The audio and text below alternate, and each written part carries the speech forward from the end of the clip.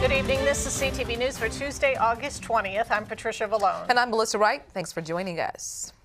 Well, funeral services were held today for a 19-year-old Bowie State University student who was killed in a hit-and-run incident in Baltimore earlier this month. And as CTV's Danielle Irby reports, it was standing room only as mourners paid respects to a popular classmate.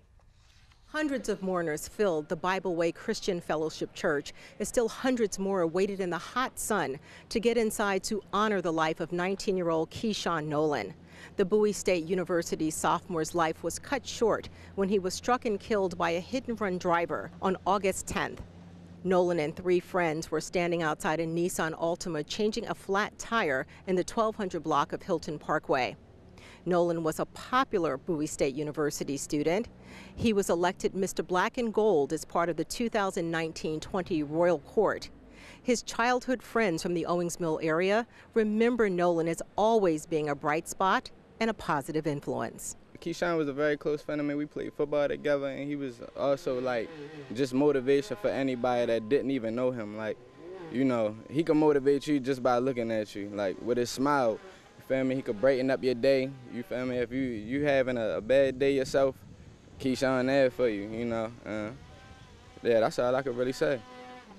My name is Michael, and I wanted to elaborate on what he was saying by basically imprinting that I watched them grow up. I'm like a year or two older than them, and like as they was coming up through middle school and high school, you watch people take certain paths, and I seen that these two in particular chose the right path, and they stayed on that path, and they always.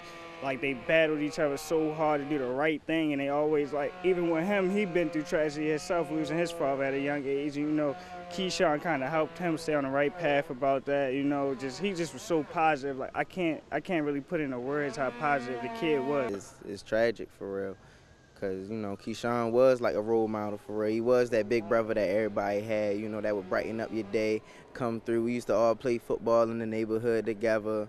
All used to go to his games, watch him play the games. Bowie State University officials say the Student Government Association will honor Nolan with some type of memorial after classes start on August 26th. Meanwhile, police are still looking for the driver who struck and fatally killed Nolan. They are looking for a woman who was driving a silver sedan. In Baltimore, Danielle Irby, CTV News. Thank you, Danielle. Well, a man is in the hospital after he was struck by an off-duty police officer driving in Accokeek this morning. It happened near the B&J carryout at Route 210 and Livingston Road around 8 a.m. According to police, the officer was making a left turn from Livingston Road and struck the pedestrian crossing Route 210.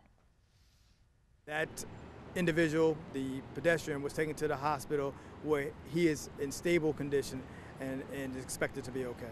We are still trying to determine the cause of the collision. This matter does remain under investigation.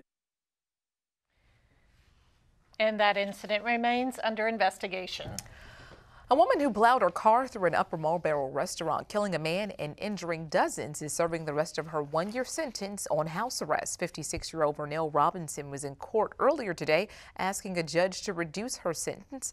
Robinson was convicted on several charges, including manslaughter and reckless driving. Police say Robinson crashed into Babe's Boy Tavern, where she struck and killed 73-year-old Isiah Pugh and sent several other people to the hospital in October of 2017. Robinson had served 96 days in prison. Meanwhile, Isiah Pugh's family was in court today for Vernell Robinson's sentence modification. Pugh leaves behind 5 children and 13 grandkids, all pictured here. You'll see in a moment. CTV spoke with one of Pugh's daughters earlier today about Robinson spending the rest of the sentence under house arrest. The family says they have already forgiven her. It was kind of mixed. I knew in my heart that they were going to reduce it or modify it. But at the same time, my sister took it really, really bad. And so it was kind of a mix of anger, but yet just like relief, because we just really want this just to be over, to be honest. Some closure for our family. And she also says her family is creating a foundation in her dad's name for the Boy Scouts.